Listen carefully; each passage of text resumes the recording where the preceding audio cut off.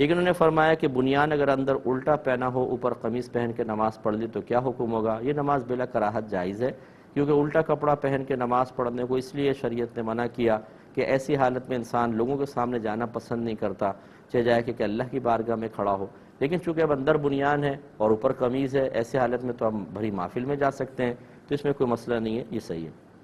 ایک انہوں نے کہا کہ پھل یا خلال، پھل کھایا، خون اس پہ لگا نظر آیا، خلال کیا، ٹوتھ پک کے اوپر خون آ گیا تو اور ہے وہ باوضو، تو کیا وضو ٹوٹے گا کہ نہیں؟ دیکھیں اس صورت میں مسئلہ یہ ہوتا ہے کہ آپ تھوک پھینک کر دیکھیں، اگر تو اس میں سرخی زیادہ ہے تو سمجھ لیجئے کہ خون تھوک پر غالب ہے، وضو ٹوٹ جائے گا،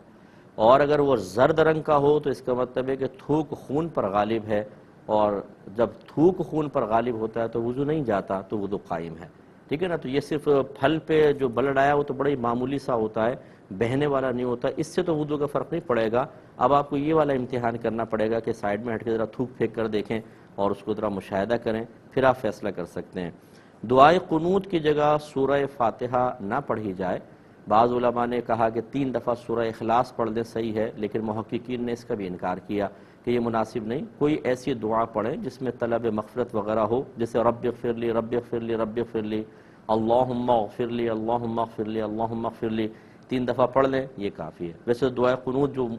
ایک منقول دعا ہے، ویسے کئی دعائیں منقول ہیں، لیکن یہ جو معروف ہے وہ اگر آپ پڑھنا چاہتے ہیں تو وہ اچھا ہے، ورنہ اس طرح کوئی بھی پڑھ سکتے ہیں۔ یہ کہتے ہیں اگر کسی نابالغ بچے نے کسی کی کوئی چیز توڑ دی تو کیا والدین پر تاوان لازم ہوگا؟ دیکھیں ہوتا یہی ہے کہ اگر بچے کو چھوڑ دیا اور بچے نے جا کر چیز کو توڑ دیا تو چونکہ بچہ اس چیز کے توڑنے کی علت اور سبب بنا ہے، لیکن وہ بچے کی طرف اب تاوان کا حکم تو نہیں آئے گا، تو والدین اس کے ذمہ دار کہلائیں گے، بشرطے کہ والدین نے بچے کو چھوڑا ہو، پتہ ہے کہ چیزیں نازک ہیں اور انہوں نے اسی طرف بچے کو چھوڑ دیا، تو پھر یہ فعل کی نسبت والدین کی طرف کہلائے گی اور یہ قابل گرفت ہوں گے۔ لیکن اگر انہوں نے ایسا نہیں کیا، بچہ خود ہی کھیلتے کھیلتے کسی جگہ پہنچ گیا اور کوئی چیز توڑ دی، جیسے دکان میں والدین نے اپنے پاس کھڑا کیا ہوا تھا، پیچھے سے نکل گیا، تو اب یہ بچے کے فعل کو والدین کی طرف منسوب نہیں کریں گے، اب یہ کہ معافی ہوگا کیونکہ بچہ تو قصوروار نہیں ہے۔ ہاں اگر ملکی قانون ایسا بن جائے کہ اگر کوئی بچے نقصان کرتے ہیں تو اس کا تاوان والدین کے اوپر ہوتا ہے، تو ملکی قانون کے تابع رہ کر پھر تاوان وصول کیا جا سکتا ہے۔ یہ کہتے ہیں کہ بعض اوقات گھر کے سامنے کوئی پارک ہوتا ہے یا پلاٹ وغیرہ خالی پڑا ہوتا ہے، گراؤنڈ ہوتے ہیں، اور لوگ وہاں پہ کچرا پھینکنا شروع کر دیتے ہیں، تو اب اس گھر والے کو بڑی اذیت ہوتی ہے کہ گھر کے سامنے کچرا کنڈی بن گئی ہے، کیا حکم شرع ہوگا؟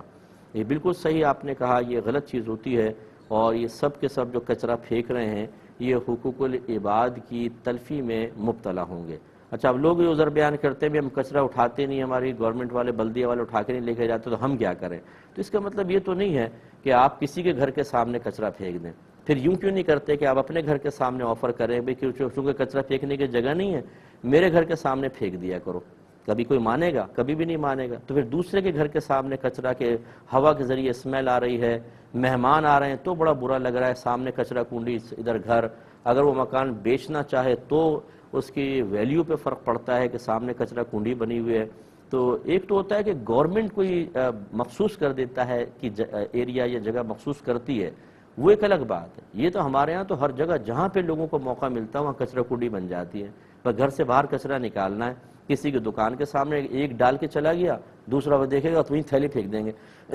اور اس طرح ڈھیر لگ جائے گا، بس پھر وہ سنت بن جائے گی ایک دوسرے کے لیے، وہ دوسرا آ کے پھینکے گا تیسرا، اور پھر لڑتے ہیں باقاعدہ، تو یہ غلط طریقہ کار ہے، اس سے اجتناب کرنا چاہیے۔